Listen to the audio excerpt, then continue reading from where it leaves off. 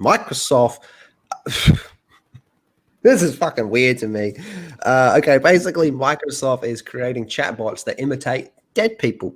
The chatbot would have its own personality index based on images, voice data, and more.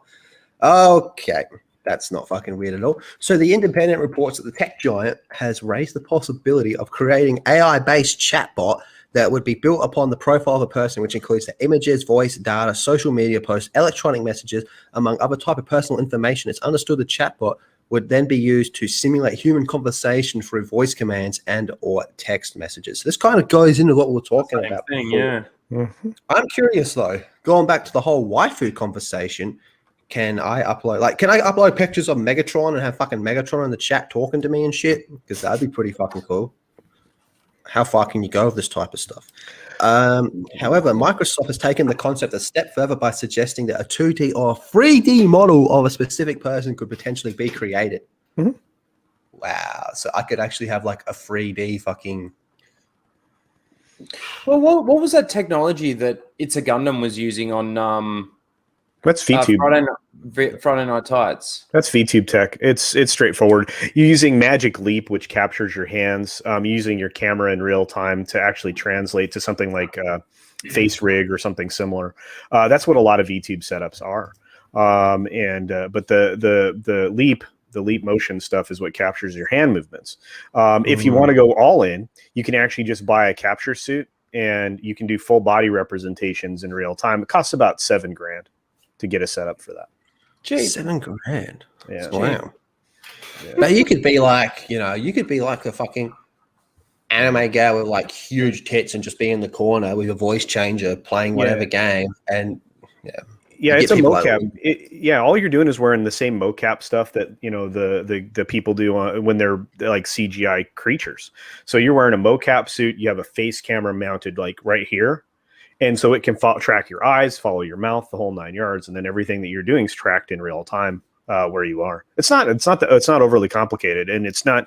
I mean, $7,000 is a lot of money, but if you're raking in tons and tons of cash, $7,000 is not that much. It's one of those things. I mean, and we're going to see more and more of that, and that's why I think independent studio creations are going to be even more and more economical because you can scan anything. Like, for example, if I had a front shot of you, Lethal, and two profile shots of you, I could make a 3D representation of you. And then I could use a facsimile of your face, head, whatever, and use it in a very inexpensive program called Crazy Talk. And I could have you saying all kinds of ridiculous shit. So holy shit! Gay. Yeah. Yeah. Oh boy. All right. Anyway, we do have something to catch up on first, but first let's get a little bit through this. Yeah. So by using 2D or 3D models, a specific person could potentially be created using images and depth information or video data of an individual in order to build a chatbot that has the same characteristics and behavior based on digital output of a specific person. But does that mean you could make a chatbot of me just calling you like a fucker? Could you get one of Rhino calling you a vagina dick or something like that? Yeah. That'd be funny. Yeah. Well, anything that you have on him with a vocal pattern, you could just record that. I mean, and then you could have him say anything, to be honest with you. It'd just be, as long as the word exists in the library, you should be. Fuck off, Disney, you fucking cunts. Yeah, that'd be great. Okay, that'd be funny. The specific person who the chatbot represents may correspond to a past or present entity. Wow. So you could have like 2018 Lethal, who was a bit of an edgelord.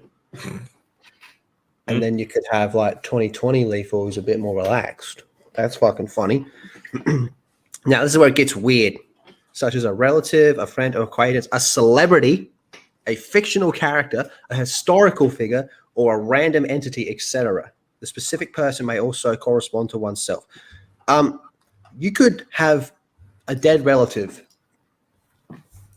Is this getting fucking weird or what?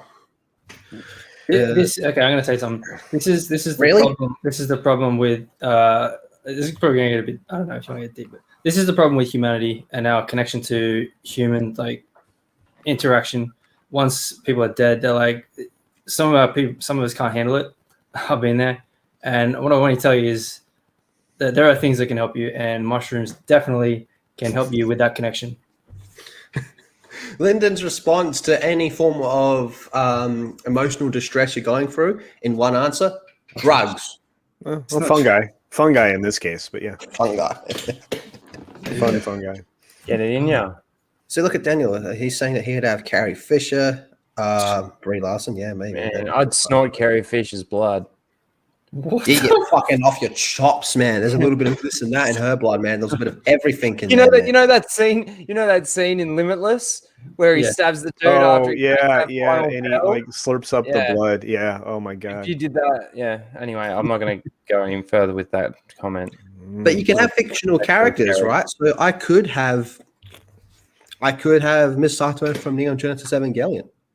Yeah, You could. that'd be You could. Yeah, or you could have, Cortana, or you could have all kinds of stuff that you could things have Cortana. you could have Cortana. This whole thing's a bit fucking freaky to me. I don't know how I feel we're kind of crossing a bit of a line with this type of stuff. So we this is the thing. I think Lyndon will appreciate this thought. We've stopped asking our question. This thought. Yeah, not that thought. Not the kind of thought you're Not a thinking. thought that Lyndon appreciates. But I thought he'd appreciate it because it's a thought. Well, that's also true. We've stopped asking ourselves the basic question: just because we can do something, should we? Mhm. And there are certain things I don't think we should do. And I think this is venturing into the should we, because death is part of life. We have to learn to accept it. We have to process through grief, and whether it's through pharmaceutical means or the regular progression of most people, whatever helps you get beyond, you have that's part of life. You have to experience that. For anything to matter in the world, that has to come to an end. You have to have a beginning and an end. Because then that's the only point at which you can measure just how immense it was in your life, how valuable it was in your life. And so when it comes to this kind of thing, we're disconnecting from our humanity in that way by not asking this simple question: just because I can do this, should I do this? So, which is ultimately a question that's something that's posed to you in games like Cyberpunk 2077 and similar things. If we can do all these cybernetic enhancements, should we? How far away from our humanity does doing these things? That's a question we always talk about in sci-fi, dark fantasy. I also think it's a case of it going too far. Like on face value, the idea of having just like a chatbot that pops up on your laptop and it is Cortana, from Halo, and you're just like, Cortana, open up Windows Excel for me. Okay, that's kind of cool, that's kind of fun, but then it just keeps going to the next level and the next level, and it just becomes an episode of Black Mirror where it just gets completely out of fucking control, man. And